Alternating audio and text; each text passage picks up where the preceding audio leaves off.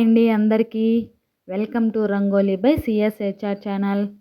భర్త చేతిలో రోజు అవమానాలు, అనుమానాలు, దెబ్బలు తింటూ కూడా అతడినే దేవుడిలా భావించిన భార్య. చివరికి ఒకరోజు తీసుకున్న నిర్ణయం ఆమె జీవితాన్నే మార్చేసింది. అది ఎలాగో తెలుసుకోవాలనుకుంటే నేను చెప్పే కథ వినేయండి. కథలోకి వెళ్ళే ముందు మన ఛానల్ని సబ్స్క్రైబ్ చేసుకొని వారు ఎవరైనా ఉంటే ప్లీజ్ సబ్స్క్రైబ్ చేసుకోండి. లక్ష్మి పెళ్ళి అయినప్పుడు తన జీవితంపై ఎన్నో కలలు కట్టుకుంది. భర్త రాఘవ్ తనను ప్రేమగా చూసుకుంటాడని, తనతో కలిసి ఆనందంగా జీవిస్తాడని అనుకుంది. కానీ పెళ్ళైన కొద్ది రోజులకే నిజం అర్థమైంది. రాఘవ్ చాలా అనుమాన స్వభావం ఉన్నవాడు. లక్ష్మి ఫోన్ మాట్లాడినా అనుమానం, బయటకు వెళ్ళినా అనుమానం, బంధువులతో మాట్లాడినా అనుమానం. ఎవరితో మాట్లాడావు, ఎందుకు నవ్వావు, నన్ను మోసం చేస్తున్నావా అంటూ ప్రతిరోజు గొడవలు పెట్టేవాడు. మొదట్లో లక్ష్మి సహించేది. భర్త కదా మారిపోతాడు అనుకునేది. కానీ రోజులు గడిచే కొద్దీ మాటలతో అవమానించడం మొదలై తర్వాత కోపంలో కొట్టడం కూడా మొదలైంది.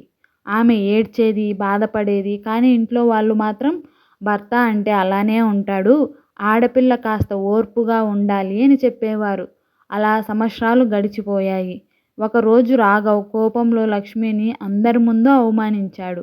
ఆ రాత్రి లక్ష్మి అద్దం ముందు నిలబడి తనను తాను చూసుకుంటూ నేను తప్పు చేశానా అని తనని తాను అడిగింది. అప్పుడు ఆమెకు ఒక విషయం అర్థమైంది.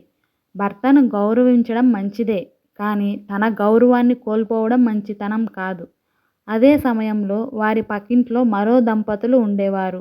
భార్య సుజాత చాలా కోపిష్టి. భర్త చిన్న తప్పు చేసినా తిట్టేది, కొట్టేది కూడా. అతడు మాత్రం మౌనంగా ఉండేవాడు. ఆ ఇంట్లో కూడా శాంతి ఉండేది కాదు. అక్కడ భర్త బాధపడుతున్నాడు, ఇక్కడ భార్య బాధపడుతుంది. అప్పుడు లక్ష్మికి మరో నిజం అర్థమైంది.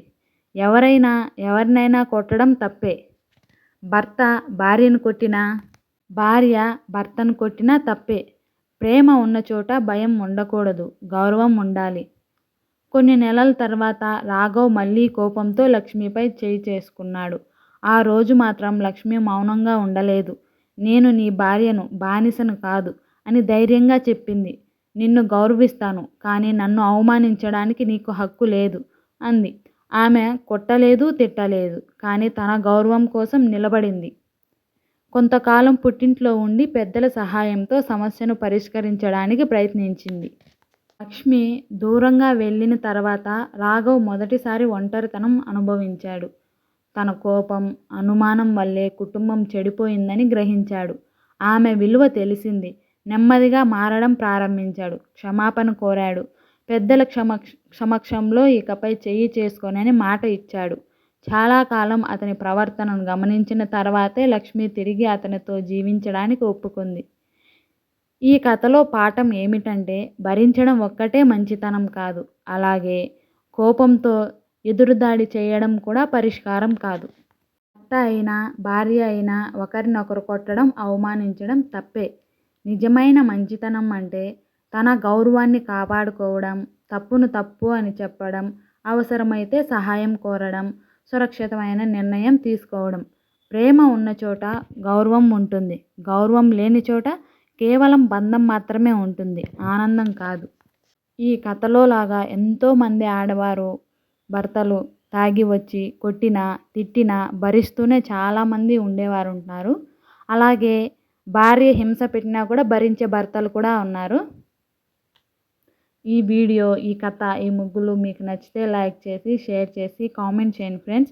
ఇలాంటి వీడియోస్ కోసం మన ఛానల్ని ప్లీజ్ సబ్స్క్రైబ్ చేసుకోండి. వీడియో లాస్ట్ వరకు చూసిన ప్రతి ఒక్కరికి థ్యాంక్ యూ.